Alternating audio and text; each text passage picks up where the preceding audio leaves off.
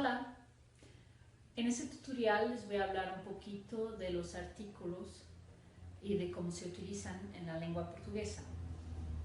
Los artículos están antes de los sustantivos, o sea, los nombres, y sirven para decir si esos nombres son determinados o indeterminados. En portugués sería definidos o indefinidos. Y adentro de estas categorías de determinados e indeterminados, definidos o indefinidos, tenemos el singular, el plural, el masculino y el femenino.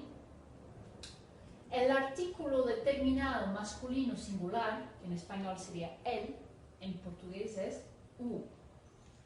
Al revés de la lengua española, en portugués, aunque la mayoría de las letras se digan como en español, se pronuncian de otra manera. Por ejemplo, la letra O se dice letra O, pero se lee U.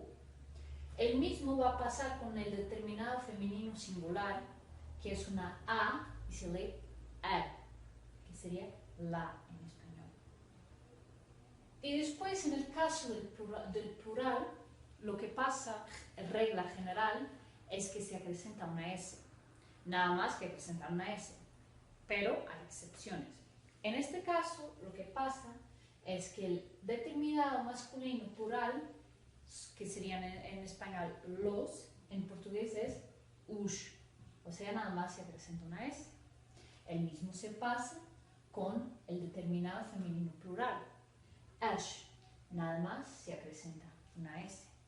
Y a esto nos referimos a las en español. En el caso de los indeterminados o indefinidos, el masculino singular, que en español es uno, en portugués es un. En este caso, como la M está al final, se lee un.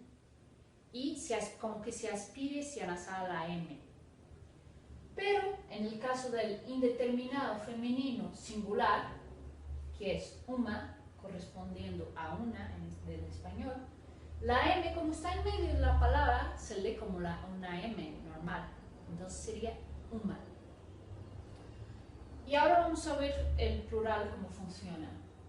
El indeterminado masculino plural se vuelve uns, que sería unos. O sea, que la M se vuelve en N para poder volverse plural, acrecentando la S.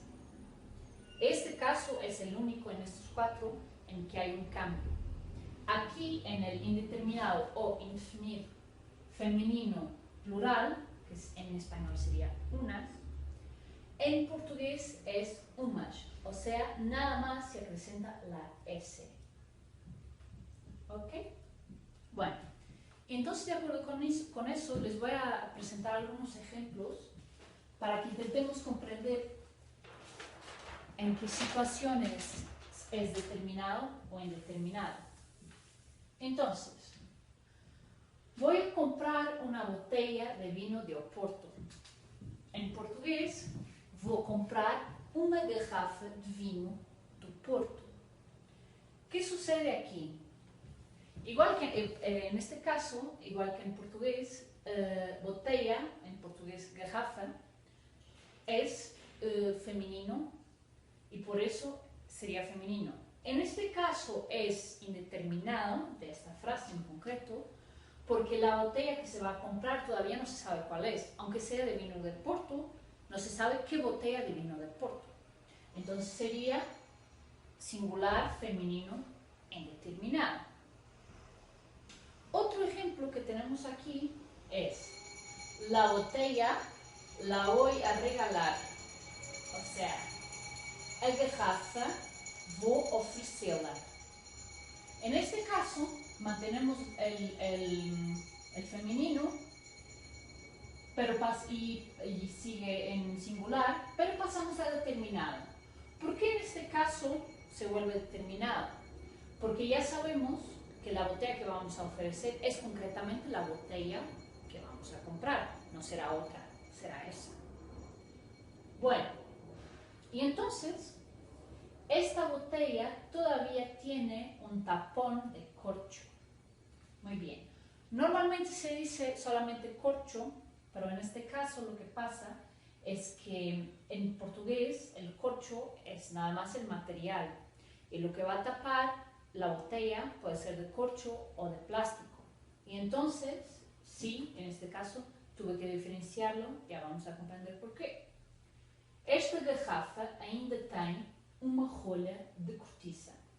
En este caso, al revés de lo que pasa en el ejemplo anterior, un tapón pasa a una joya. O sea, en este caso, en portugués, joya es femenino. Como lo sabemos, normalmente el femenino en portugués termina con A y el masculino con O. Por ejemplo, a ver si tenemos algún ejemplo. El vino, u vino. ¿Por qué? Porque termina en O. Bueno, y entonces, aquí tenemos singular en determinado y femenino. Femenino ya comprendimos. Singular porque es un tapón, una joya, y porque no tiene la S, o sea que se comprende que es singular. ¿Y por qué indeterminado? Porque se refiere, esta botella, la botella, se refiere a un tapón cualquiera, o sea que no es específicamente, porque estamos hablando concretamente, estamos hablando de esta botella, pero hablamos de los tapones en general, no concretamente de este tapón, sino de un tapón cualquiera, o sea, es porque estamos hablando de la generalidad de los tapones en este caso. Bueno, después, el último ejemplo que tenemos es: el corcho ya no se fabrica para cubrir las botellas. Entonces, en portugués sería: a cortiça já não se fabrica para tapar as garrafas. ¿Por qué en este caso sería femenino? Porque termina en la A. Singular porque termina, no tiene S. Y determinado porque se habla de la cortiza en general, pero se habla concretamente de la cortiza. O sea, perdón, del corcho. Y después, cortiza ya no se fabrica para tapar las garrafas. Aquí se habla también, igual que aquí, tenemos la misma situación, es concretamente de las botellas.